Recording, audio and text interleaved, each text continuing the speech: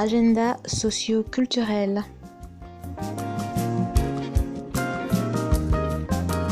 Bonjour à tous et à toutes, vous écoutez Radio Campus sur le 92.1 FM à Bruxelles. Bienvenue dans notre rubrique Agenda Express. Les activités culturelles sont toujours bloquées et le Conseil national de sécurité a officiellement interdit la tenue de tout événement public de masse jusqu'au 31 août 2020 inclus. Donc, il n'y aura pas de festival de musique en Belgique cet été. Donc, nous allons dire au revoir à Rock Vector, Odour Festival, Les Ardentes, Esperanza, Tomorrowland, la CEMO, le Brussels Summer Festival, Couleur Café, les Francopholies et le fameux Buckle Pop. Par contre, j'ai une bonne nouvelle pour ceux et celles qui aiment les musées. Certains musées proposent des visites virtuelles et j'ai retenu quelques-uns de ces musées pour vous. Nous avons d'abord le musée royal d'art et d'histoire. Il y a aussi également le Muséum des sciences naturelles de Bruxelles. Il y a également les musées royaux de beaux-arts de Belgique, le musée belge de la bande dessinée et je terminerai par la maison autrique de Victor Horta pour les passionnés d'art nouveau. Si vous n'avez pas le temps de noter les musées, je vais vous répéter la liste des musées que j'ai trouvés pour vous.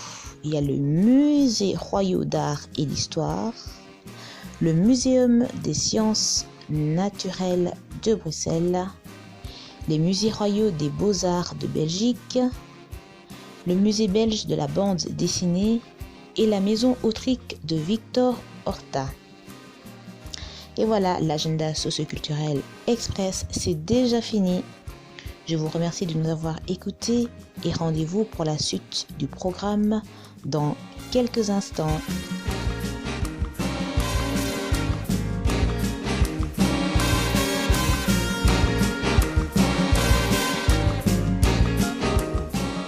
Bonjour à tous, chères auditrices et auditeurs, et merci Ned pour cet agenda et la liste des musées.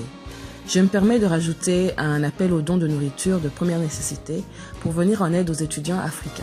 Comme vous vous en doutez, beaucoup d'étudiants africains subvenaient à leurs besoins grâce au job étudiant. Avec la crise actuelle que nous connaissons à cause du nouveau coronavirus, la plupart d'entre eux ont perdu leur job et donc leur source de revenus. Beaucoup d'entre eux se retrouvent dans une situation précaire et urgente. C'est ainsi que le projet Helping Hands est né, initié par l'association United Zambians in Belgium et Foodbridge Organization. Il récolte des dons de nourriture et produits d'hygiène de première nécessité pour les redistribuer aux étudiants dans le besoin. Le projet Helping Hands est une initiative de l'ASBL Foodbridge en partenariat avec d'autres ASBL qui, depuis 2016, cuisine et distribue de la nourriture aux personnes sans domicile et ou dans le besoin dans la région de Bruxelles.